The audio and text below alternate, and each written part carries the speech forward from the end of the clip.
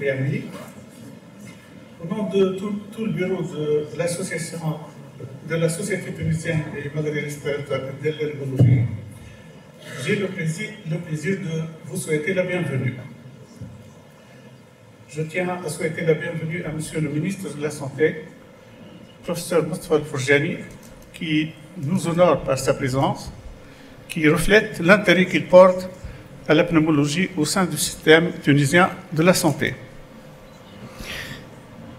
Ce 28e congrès national est dédié à la mise à jour de nos connaissances en pneumologie et en allergologie pour l'année 2024, en mettant l'accent particulièrement sur le poumon et l'environnement.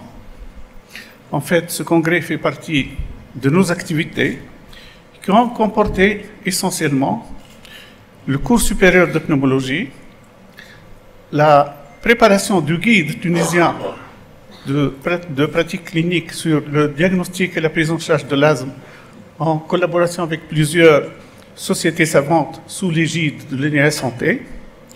Je tiens dans ce cadre à remercier tous les intervenants, particulièrement le professeur Agnès Hamzaoui et les responsables de l'INEA Santé. La célébration de plusieurs journées mondiales relatives à l'amélioration de la santé respiratoire, telles que tuberculose, BPCO, asthme et tabac, l'organisation de cycles de perfectionnement en scanner et en échographie thoracique destinés aux pneumologues, la journée annuelle de la recherche Karim Raqiq de la STMRA, les staffs interservices en pneumologie, notre manifestation satellite du congrès Meet the Expert et notre implication dans plusieurs événements scientifiques et réunions traitant des aspects tant scientifiques qu'administratifs de notre spécialité dans le cadre de notre collaboration avec nos partenaires tunisiens et étrangers. Et la coordination avec un collectif de médecins arabes pour la création de la Fédération arabe des pneumologues sous l'égide de la Ligue arabe. Nous assurerons la responsabilité de la coordination scientifique de cette fédération et nous espérons organiser son premier congrès en Tunisie en 2025. Nous tenons à saluer les membres du groupe des jeunes pneumologues qui ont fourni beaucoup d'efforts et organisé plusieurs manifestations de qualité, ce qui nous réconforte quant à l'avenir de notre spécialité. Nous étions attristés par le départ de l'un des pionniers de la pneumophysiologie tunisienne, feu professeur Mohamed Lakhdar Cherbi, qui a beaucoup participé à la lutte antituberculeuse en Tunisie. Le départ aussi de notre collègue Mohamed Lega et le départ de notre jeune consoeur, Dr Nousa Ben Salah, qu'il repose en paix. Ce congrès clôture notre mandat de 3 ans, au cours duquel nous avons essayé de renforcer les compétences des pneumologues tunisiens afin de pouvoir assurer des soins de qualité conformes aux standards et actualisés.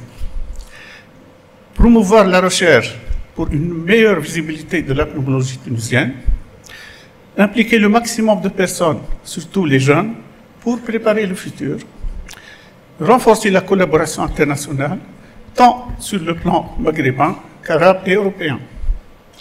Toutes ces actions s'intègrent dans une stratégie globale adoptée par les bureaux qui nous ont précédés et dont la finalité est de promouvoir la pneumologie tunisienne. Bonne chance aux futurs bureaux et nous resterons toujours au service de la Tunisie. La semaine dernière, nous avons rencontré Monsieur le ministre de la Santé qui a exprimé l'importance qu'il donne à la pneumologie et à son développement afin de mieux répondre aux besoins de la population. Plusieurs aspects de la pratique et des difficultés que rencontrent les pneumologues ont été évoqués, ainsi que les difficultés rencontrées par les patients pour accéder aux structures de soins.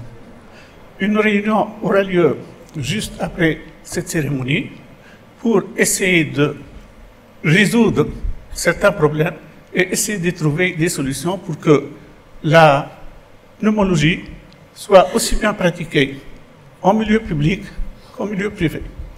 Merci beaucoup, Monsieur le Ministre, de nous honorer par votre présence. Monsieur.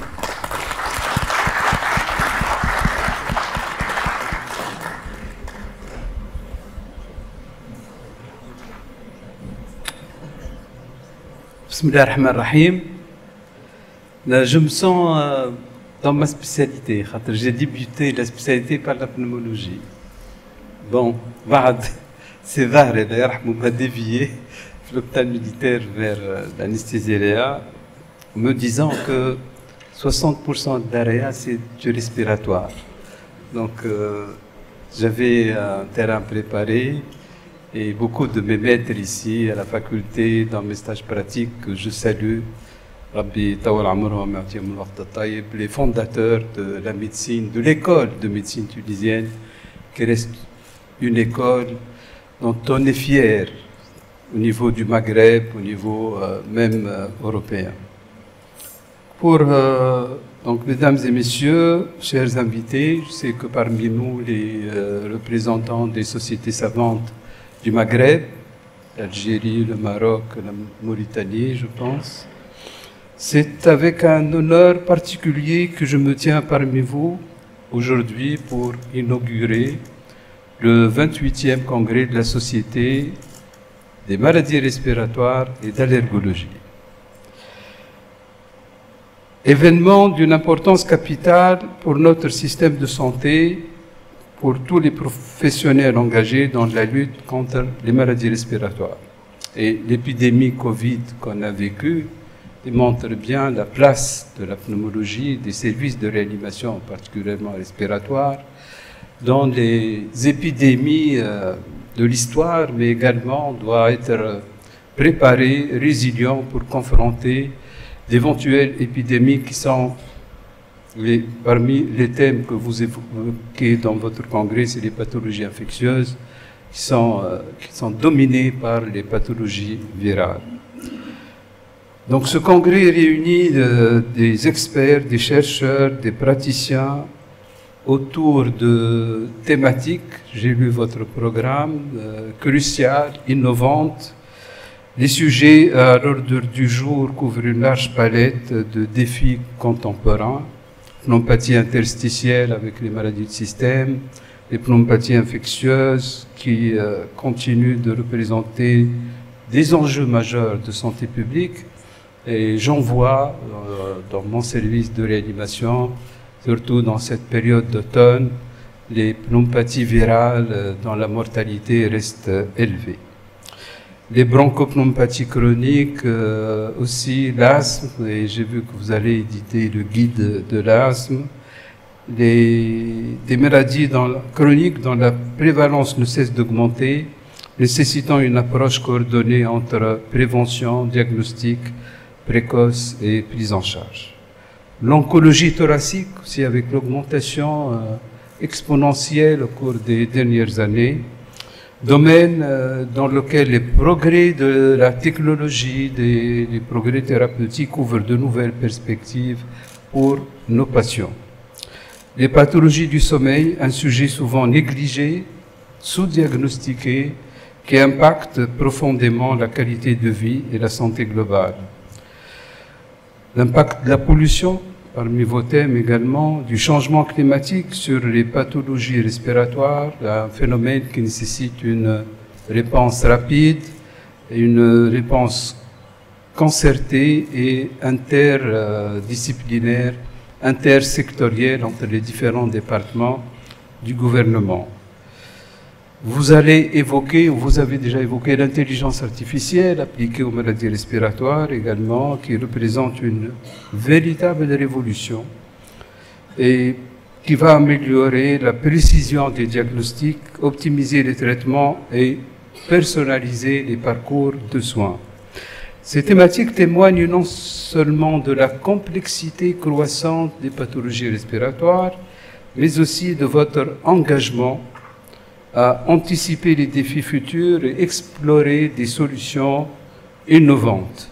Les ateliers pratiques également que vous avez animés sur la ventilation non invasive, l'échographie pulmonaire et thoracique, lors qu'au cours de nos études, on nous disait que l'air était un obstacle aux ultrasons, et maintenant l'échographie devient un outil diagnostique de grand apport.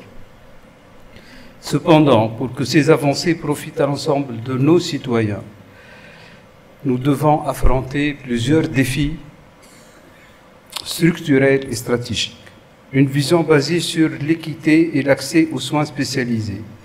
Et je tiens à rappeler que le ministère de la Santé s'inscrit pleinement dans la vision de son Excellence, notre Président de la République, qui place au cœur de ses priorités l'accès équitable à la médecine spécialisée et à la réduction des disparités entre les régions, les zones urbaines et les zones rurales. Cette vision nous impose une action rapide et efficace pour, premièrement, réduire ces inégalités dans l'accès aux soins spécialisés. Le manque de pneumologues dans plusieurs régions de l'intérieur est une réalité que nous ne pouvons pas ignorer. Nous nous engageons à augmenter le nombre de pneumologues formés, le nombre de résidents avec le collège de pneumologie, à encourager aussi leur installation dans les régions, la mise en place de programmes de parrainage par les experts, par les grands services des grandes villes, ainsi que l'utilisation accrue de la télémédecine, qui seront des leviers essentiels pour combler ces écarts. Lorsqu'on réalise des caravanes de santé multidisciplinaires, la demande était souvent des pneumologues, des ORL, et je sais que plusieurs régions à l'intérieur du pays manquent de pneumologues. Deuxième point, c'est renforcer les infrastructures dédiées aux soins respiratoires. La création d'unités de soins intensifs respiratoires dans les principaux centres de santé, surtout dans les grands services, dotés de dispositifs de ventilation non invasive et invasive également.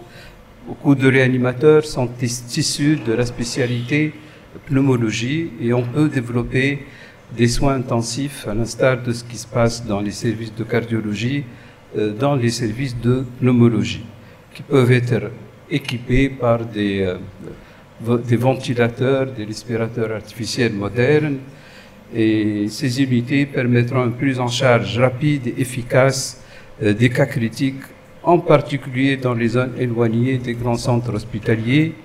Et l'autre jour, en discutant avec le professeur Semi Kamoun, je lui ai dit que chaque fois que je fais des visites au service des urgences, je remarque la présence des bronchopathes chroniques en poussée qui nécessitent des séances de VNI ou d'oxygénothérapie et qui restent pendant 10 jours dans les services des urgences alors qu'on peut les prendre en charge dans des unités de soins intensifs. Et si on les prend en charge rapidement, ils peuvent s'améliorer et partir rapidement au lieu de traîner dans les services des urgences.